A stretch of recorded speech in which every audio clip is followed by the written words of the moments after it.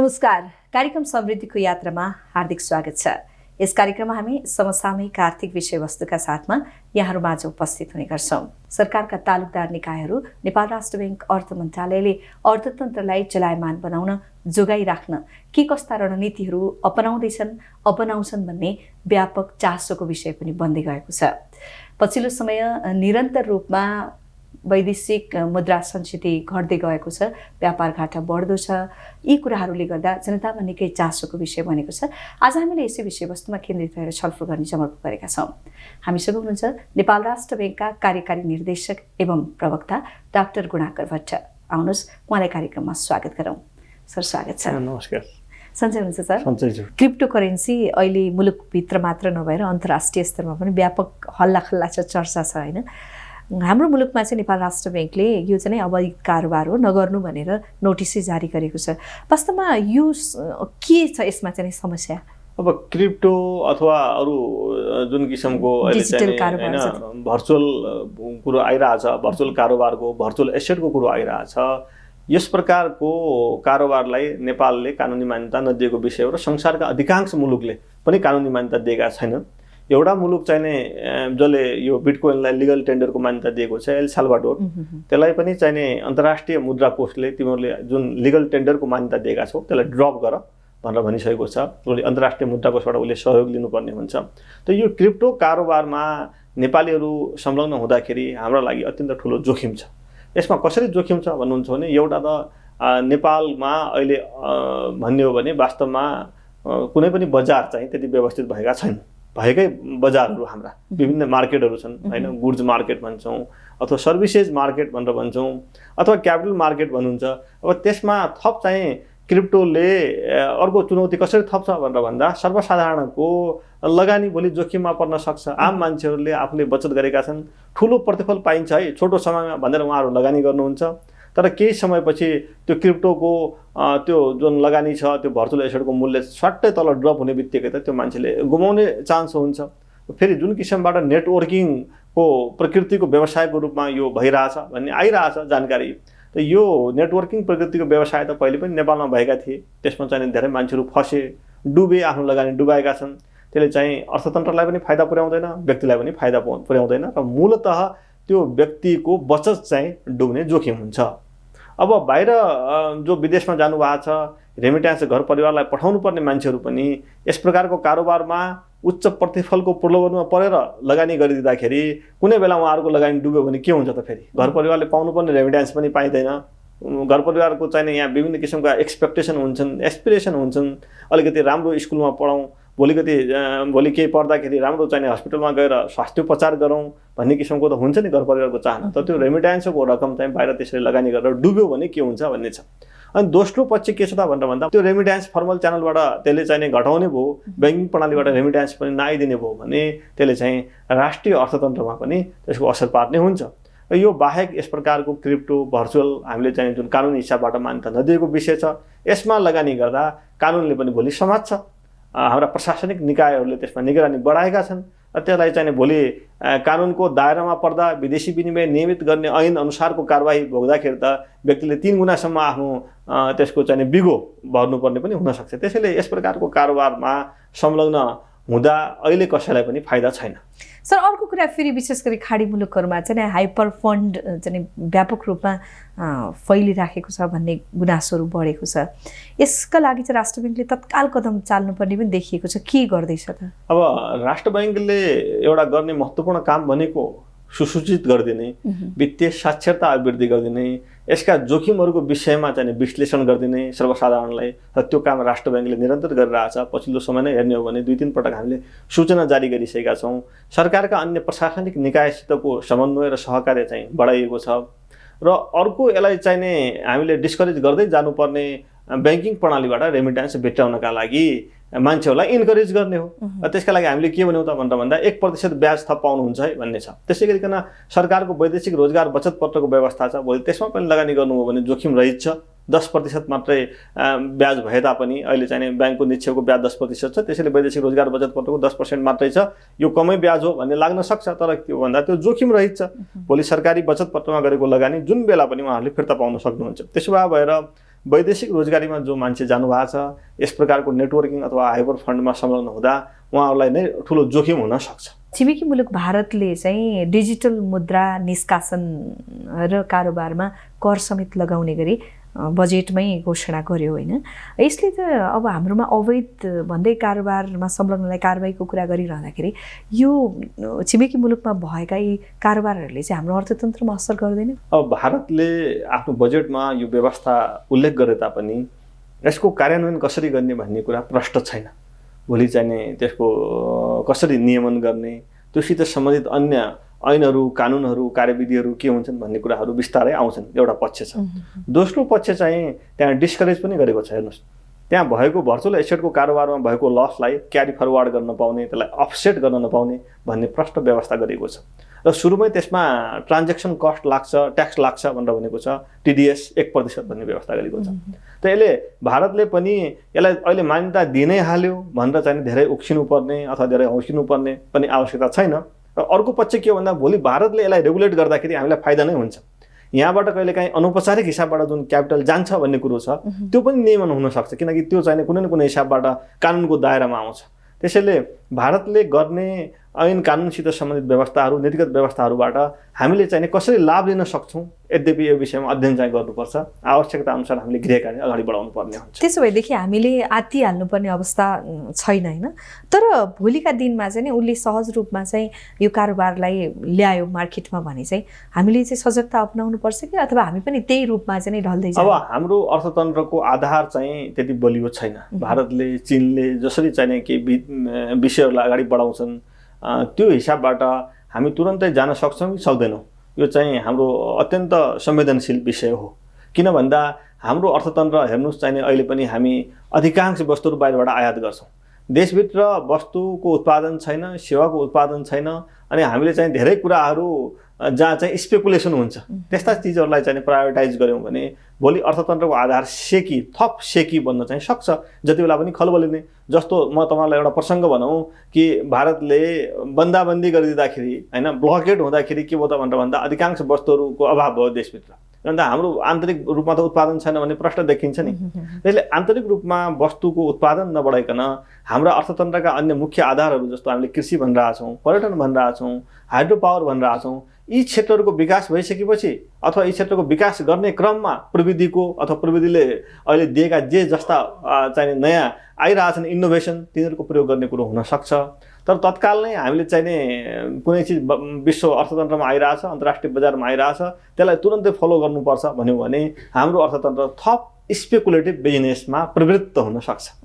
केन्द्रीय ब्याङ्कले चाहिँ त्यस्ता डिजिटल मुद्राहरूको चाहिँ कारोबार गर्ने अथवा बनाउन आवश्यक ठानेको छ? एकदमै राम्रो प्रश्न हो, यो महत्त्वपूर्ण प्रश्न हो। अहिले विश्वभरि चाहिँ यो विषयमा चासो छ। संसारका धेरै जस्तो सेन्ट्रल ब्याङ्कहरूले CBDC भन्छन्, सेन्ट्रल ब्याङ्क डिजिटल करेन्सी निष्कासन गर्ने विषयमा अध्ययन बढाएका छन्।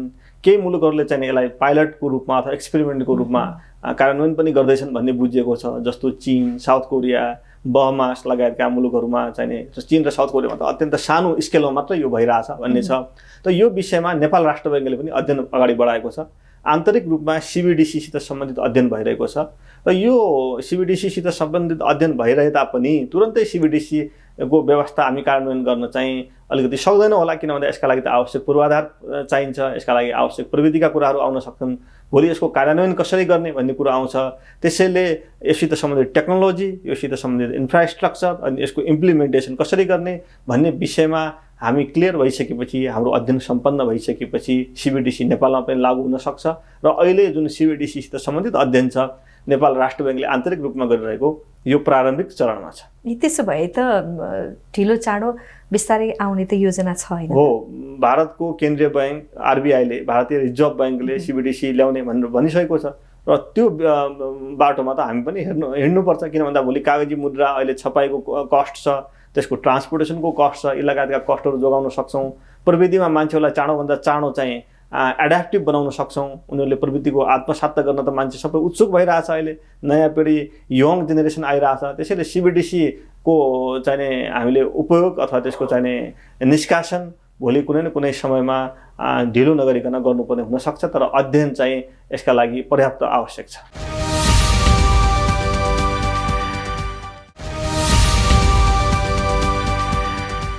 पछिल्लो समय मुलुकको अर्थतन्त्रका विभिन्न सूचकहरू नकारात्मक हुँदै गएका कारण धराशायी बनेको छ भनेर धेरै चित्रणहरू गरिरहेका छन्।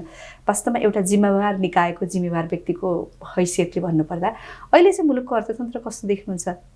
अहिले हाम्रो नेपालको अर्थतन्त्रको व्यवस्थापन केही चुनौती छ, तर जसरी बाहिर भनिएको छ धराशायी भयो भनेर अर्थतन्त्र त्यस्तो धराशायी अवस्थामा होइन। हामीले केही अर्थतन्त्रका मुख्य परिसूचकहरू हेर्नुपर्छ। अहिले हेर्दाखेरि दबाब देखिएको कता हो त भनेर भन्दा बाह्य क्षेत्र व्यवस्थापनमा विदेशी विनिमय सञ्चितमा केही दबाब छ। हामीलाई अहिले वस्तु तथा सेवा आयात धान्न 6.6 महिनाको मात्रै पुग्ने किसिमको विदेशी विनिमय सञ्चित छ। तथापि यो अन्तर्राष्ट्रिय स्तरमा हेर्ने हो भने 6 महिना, अझ कतिपय मुलुकहरूमा 3 महिना पनि पर्याप्त छ भन्ने मानिन्छ। यो भन्दै गर्दा फेरि कुनै दबाब छैन, कुनै चाप छैन भन्ने चाहिँ होइन। शोधनान्तर स्थिति 6 महिनाको तथ्याङ्क हेर्दाखेरि 241 अर्बले घाटामा रहेको अवस्था छ। यसरी जुन शोधनान्तर घाटाको अवस्था छ, विदेशी विनिमय सञ्चितमा दबाब छ, त्यसले चाहिँ बाहिर एउटा प्रचार के भइरहेछ भन्दाखेरि अर्थतन्त्र निकै चाहिँ डावाडोल छ कि भन्ने जस्तो देखिरहेछ। तर समष्टिगत आर्थिक व्यवस्थापनका अन्य विभिन्न पाटा छन्। जस्तो मुद्रास्फीति हेऱ्यौँ भने हामीले मङ्सिरमा चाहिँ माथि गएको थियो, मुद्रास्फीति 7.11% आएको थियो भने अहिले चाहिँ पुसमा आउँदाखेरि 6% भन्दा तल आइसकेको छ मुद्रास्फीति, र त्यो एउटा सकारात्मक पक्ष हो। त्यसै गरिकन निजी क्षेत्रमा कर्जा चाहिँ उच्च विस्तार भयो, यसले अर्थतन्त्रमा दबाब सिर्जना गर्छ भन्ने थियो भने हामीले मङ्सिरसम्म हेर्दा 30% हाराहारीमा कर्जा विस्तार भइरहेको थियो वार्षिक बिन्दुगत आधारमा भने पुसमा आएर हेर्दा यो 27% आएको छ। निक्षेपको ब्याज दर चाहिँ अहिले बढेको अवस्था छ। 1 वर्ष अगाडिको हेर्दाखेरि त्यसले चाहिँ बचतकर्तालाई अब बचत गर्न बिस्तारै इन्सेन्टिभाइज गर्छ भन्ने एउटा सन्देश दिन्छ। अब अन्य पक्ष हामीले हेर्ने हो भने प्रत्यक्ष वैदेशिक लगानी बढेको छ सरकारको। यो केही सकारात्मक पक्ष छन् जहाँ हामीले केही आशावादी हुने ठाउँ छ अर्थतन्त्र व्यवस्थापन गर्ने विषयमा। सर, यहाँहरूले त यो लगातार भन्दै आउनुभएको छ अर्थतन्त्र चाहिँ सकारात्मक नभए पनि आत्तिहाल्नुपर्ने अवस्थामा चाहिँ छैन भनेर, होइन? तर जस्तो हजुरले पनि भनिहाल्नुभयो विदेशी विनिमयको सञ्चित घटिरहेछ भने स्थिर छ भए अथवा बढ्न नसकेको भए त हामीले सकारात्मकै छ, भोलि बढ्ला भन्ने हुन्थ्यो। तर लगातार घट्दा त फेरि यसले मेसेज त राम्रो दिएन नि। राम्रो कुरो हो। हेर्नुहोस्, बाह्य क्षेत्र व्यवस्थापनमा चुनौती छ, त्यसमा कुनै दुई मत नै छैन। हामीले हेऱ्यौँ भने कार मोटरहरूको आयात चाहिँ सवारी साधनको आयात उल्लेख्य बढेको छ। पेट्रोलियम पदार्थको आयात बढेको छ। गत वर्षको 6 महिनाको तुलनामा यो आर्थिक वर्षको 6 महिनामा 101%ले त पेट्रोलियम पदार्थको आयात मात्रै बढेको अवस्था छ। त्यसैले डबल भएको छ। जुन दोब्बर चाहिँ पेट्रोलियम पदार्थको आयात भएको छ। त्यसै गरिकन सवारी साधनको आयात बढेको छ र कतिपय अत्यावश्यक वस्तुहरू खाद्यान्नसित सम्बन्धित छन्, त्यस्ता वस्तुहरूको पनि आयात बढेको देखिन्छ। अब यहाँ हामीले अलिकति स्ट्राटेजिकली जानुपर्ने हुन्छ। जस्तो सवारी साधनको आयातलाई कसरी व्यवस्थित गर्ने, पेट्रोलियम पदार्थको आयातलाई कसरी व्यवस्थित गर्ने। यद्यपि अन्तर्राष्ट्रिय बजारमा पेट्रोलियम पदार्थको मूल्य बढेको कारणले पनि इम्पोर्ट बिल बढेको देखिरहेछ र त्यसले पनि चाहिँ केही टोटल इम्पोर्टको अमाउन्ट बढाउनुमा मद्दत पुर्याएको देखिन्छ। तर हामीले चाहिँ व्यवस्थापन गर्न सकिने केही क्षेत्रहरू छन्, कतै चाहिँ हामीले अलिकति बढी नियन्त्रणात्मक उपायहरू पनि अपनाउनु पर्ने हुनसक्छ। पछिल्लो समय नेपाल राष्ट्र बैङ्कले नै कतिपय वस्तुहरूको आयातमा क्यास मार्जिन राख्नुपर्ने भन्ने व्यवस्था गरेको छ एलसी खोल्दाखेरि। त यी व्यवस्थाले अब ढिलो चाँडो केही सकारात्मक परिणाम त दिन्छन् नै। र अर्को पक्ष के पनि छ भन्नुहुन्छ भने अन्तर्राष्ट्रिय स्तरमै अहिले विश्व अर्थतन्त्र अनौठो किसिमले गइरहेछ। एउटा के छ भनेर भन्दाखेरि अनइभन रिकभरी छ संसारभरि भन्ने कुरो आइरहेछ। इन्फ्लेसनको प्रेसर छ। टुरिज्म सेक्टर यो वर्ष 2022मा फेरि रिबाउन्ड हुने चान्स चाहिँ कमै छ भन्ने आइरहेछ। र अर्को हाम्रो चाहिँ एजियामै हेर्नुहुन्छ भने अथवा अन्तर्राष्ट्रिय स्तरमा जियो पोलिटिकल टेन्सनका कुराहरू आइरहेछन्। अन्तर्राष्ट्रिय स्तरमा जुन किसिमको चुनौती देखिरहेछ अर्थतन्त्र व्यवस्थापनमा, त्यो चुनौतीले हामीलाई पनि भोलि केही थप चुनौती त दिन्छ। हामी चाहिँ चनाखो हुनुपर्ने छ। सर, जुन रूपमा हामीले अलिकति अर्थतन्त्रलाई ट्र्याकमा ल्याउनका लागि आयातलाई निरुत्साहित गर्ने चाहिँ पोलिसी अपनाएका छौँ, होइन? केही दिन अघि मात्र पनि राष्ट्र ब्याङ्कले पहिला त थियो नै थप फेरि पनि वस्तुहरूमा चाहिँ कडाइ गरेको छ। यसले हाम्रो भन्सार राजस्वमा त असर गर्छ नि, फेरि एकातिर हामीले टाइट गर्दा अर्कोतिर असर गर्दैन? राम्रो प्रसङ्ग हो। अब हाम्रो इम्पोर्टले राजस्वमा ठुलो कन्ट्रिब्युसन गर्छ। त्यसैले सरकारको वित्त व्यवस्थापन जुन छ त्यो वित्त व्यवस्थापनमा इम्पोर्ट रेभेन्यूको ठुलो भूमिका छ। र इम्पोर्टलाई कर्टेल गर्दै जाँदाखेरि फेरि राजस्व कम उठ्छ कि भन्ने चिन्ता त छ।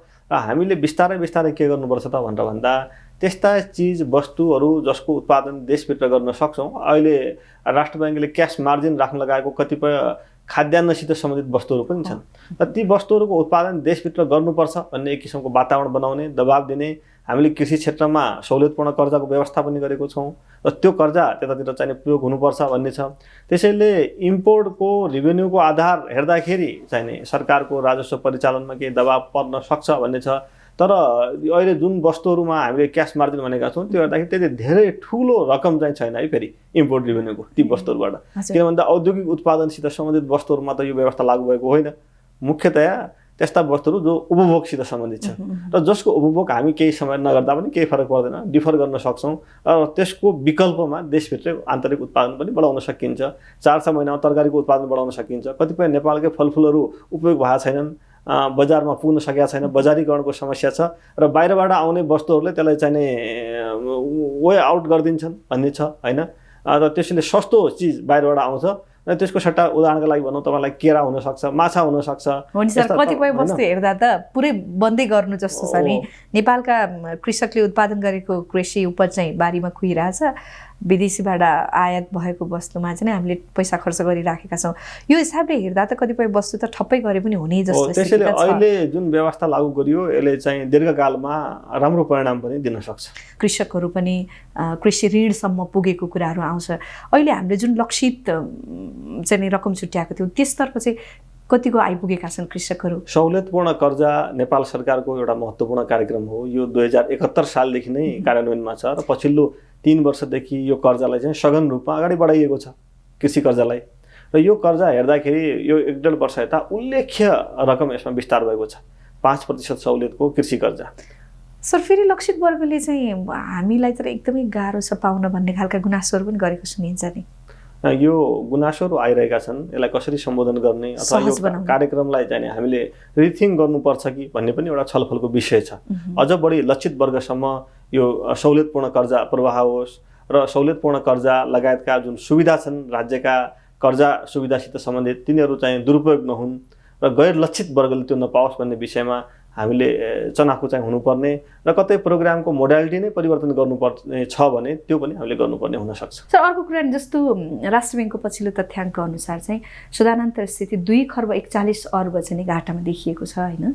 अब अहिले अघिल्लो वर्ष चाहिँ यही समयमा 1,24 बचतमा थियो हाम्रो। अब यो घाटालाई चाहिँ बचतमा ल्याउन चाहिँ अहिले त एकदमै ठुलो चुनौतीको रूपमा देखिएको छ।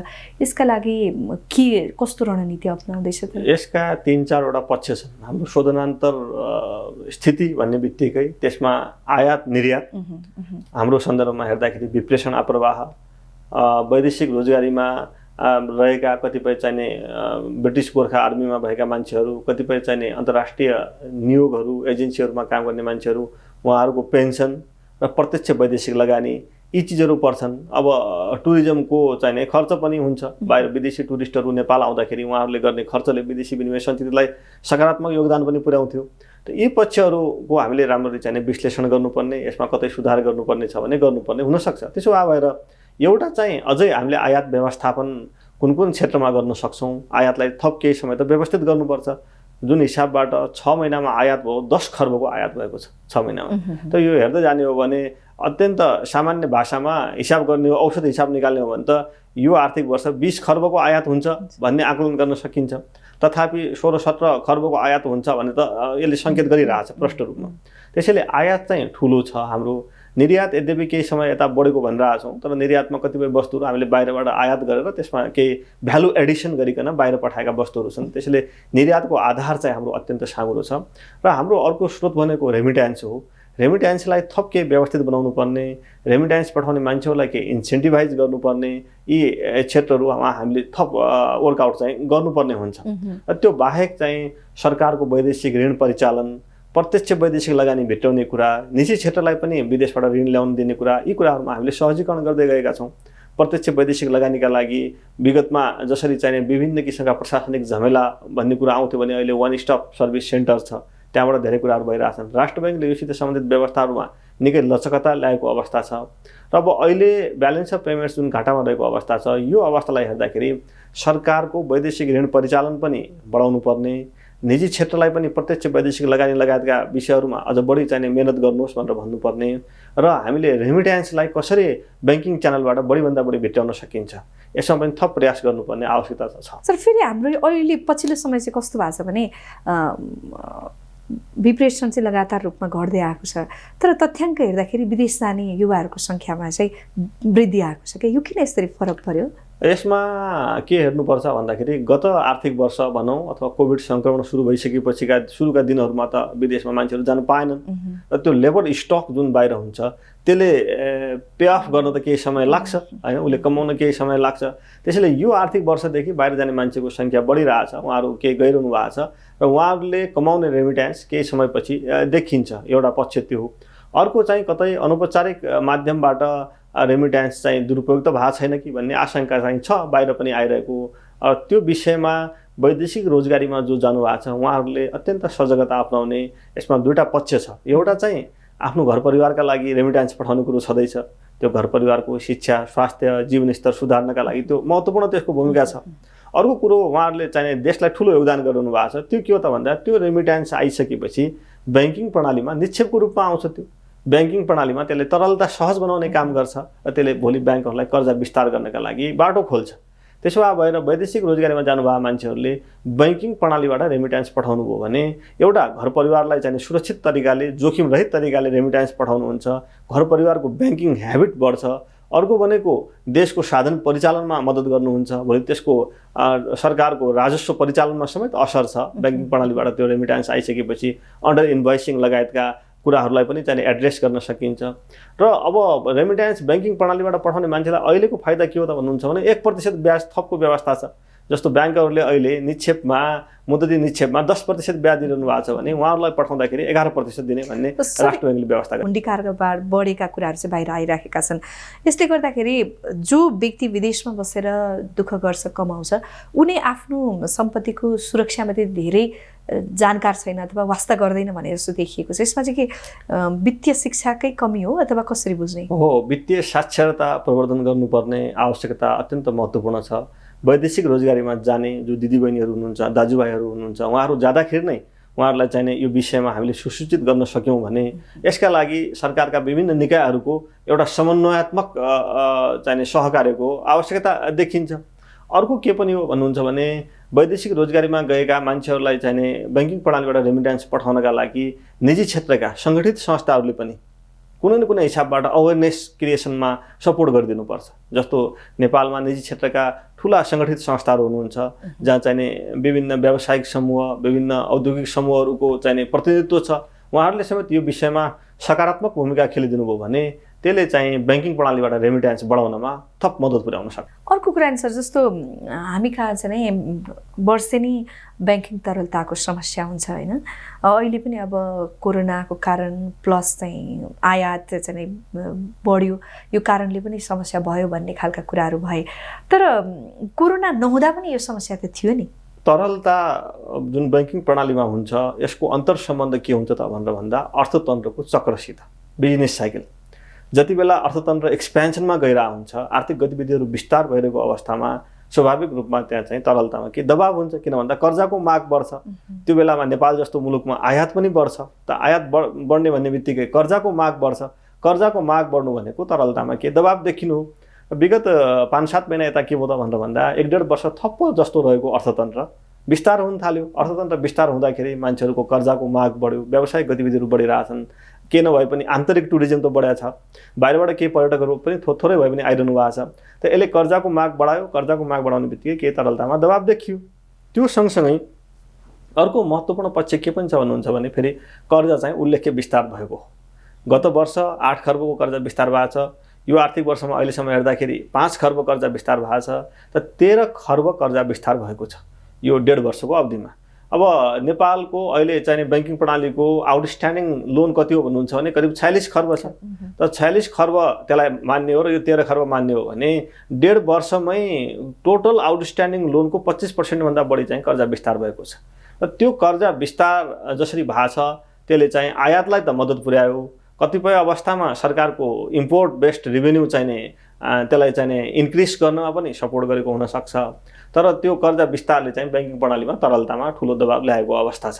त्यसैले अब आगामी दिनमा हामीले कर्जालाई आन्तरिक उत्पादन प्रमोट गर्ने क्षेत्रहरू, औद्योगिक उत्पादन प्रमोट गर्ने अथवा जुन हामीले राष्ट्रिय प्राथमिकताका राष्ट्रिय महत्त्वका क्षेत्रहरू भनेका छौँ ती क्षेत्रमा चाहिँ त्यो कर्जाको उपयोग होस् र कतिपय आयातित वस्तुहरूमा कर्जा उपयोग हुन नसकोस् अथवा नजाओस् त्यतातिर भन्नेतर्फ निजी क्षेत्र पनि अलिकति सजग भइदिने र सरकारका हामी जति पनि संयन्त्रहरू छौँ, निकायहरू छौँ, हामीले पनि यसमा चाहिँ थप होसियारी चाहिँ पुर्याउनु पर्ने छ। एकातिर तरलताको अभाव, अर्कोतिर ब्याङ्कमा भनौँ बजारमै यो सङ्कट आर्थिक रूपमा, तर ब्याङ्कहरू चाहिँ नाफा कमाउन एकदमै सफल नाफा कमाउन सकिराखेका छन्।